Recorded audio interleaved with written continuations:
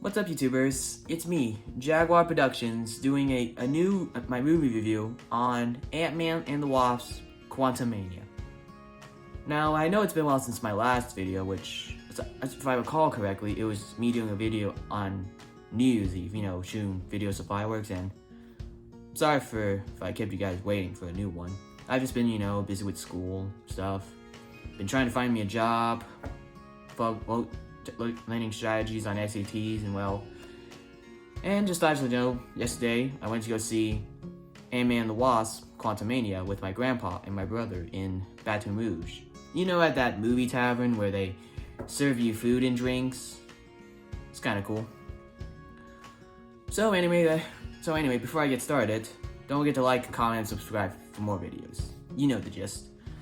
So anyway, let's get down to it. Now, Ant-Man Quantumania. Well, seeing the reviews on it, seeing how it's gotten like stuff like 47 Rotten Tomatoes, which is said to be tied with Eternals, that surprised me because this is like the second time an MCU movie's gotten low tomatoes before, and that's really saying something considering this is the start of Phase 5 of the MCU. And yeah, I guess so. My thoughts on the movie, well, for starters, I really didn't really like how the story was set up. I had a hard time trying to believe it, trying to like the story of it. I just didn't feel like it was that great of a movie. I think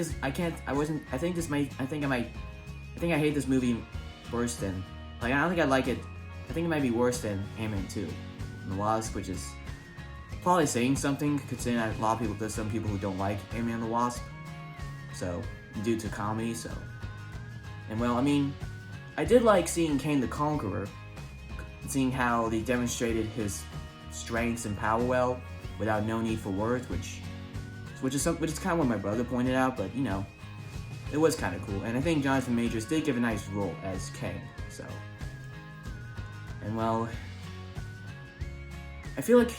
I also can't help feel like how a bit of footage was kind of cut out, especially in the beginning, when all the people, when Scott's family is in the quantum realm, separated, and Janet's fighting some aliens and stuff.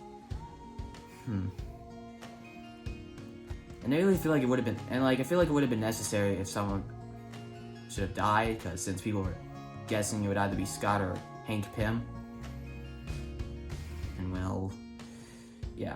What bugged me about the movie was that when I saw the trailer, I thought it was going to be about how Scott had a nice life, is having a good life, except he's having trouble with his daughter because he's been gone for 5 years, But I feel like that's not really the gist of the movie, because I really thought that's what was the problem. Real problem is, of course I know the problem was that they invented a quantum device which gave them a signal to a quantum realm in which they got sent to it, in which Kang makes a deal with Ant-Man,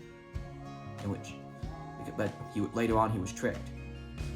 Which I know that was supposed to be the main part of this, but I thought the other part was going to be what I said earlier about Ant-Man having trouble issues as a father for Cassie, considering, like I said earlier, he was stuck in quantum realm for a few years. And yeah. What else? What was I? Yeah, right. So yeah.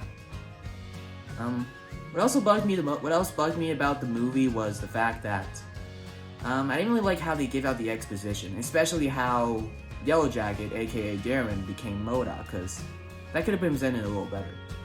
I also did miss out a piece of information because I went to the bathroom, when Janet Van Dyne is explaining who Kang the Conqueror is and how she met him, so I missed a bit of that. Yeah. What also bugged me about the movie, like most other MCU project, is that they don't do the title at the beginning. How most movies, people would always do a nice introduction scene and bam, title card. Yeah, I really miss that. I know sometimes movies did that in the past, half of the movies did that years before. But nowadays, most movies are just doing that. No title at the beginning, just at the end. That really bugged me. Yeah. So anyway, I guess I know I didn't really write this thoughts that well. It's just that I was busy today with with school, doing stuff.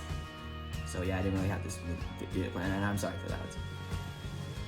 So anyway, for my verdict, my final score of the movie, I probably would give it 5 out of 10. I think I would give it a 5 or 4.5. I mean, either or.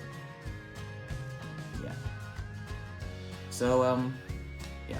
I will say this just before I will say this though, the only good parts I liked about the movie was the post-credit scene with Loki and Morbius, because that gave me pretty hyped for Loki Season 2. So yeah. Anyway, thank you. I hope you enjoyed this review, and like I said before, don't forget to like, comment, and subscribe.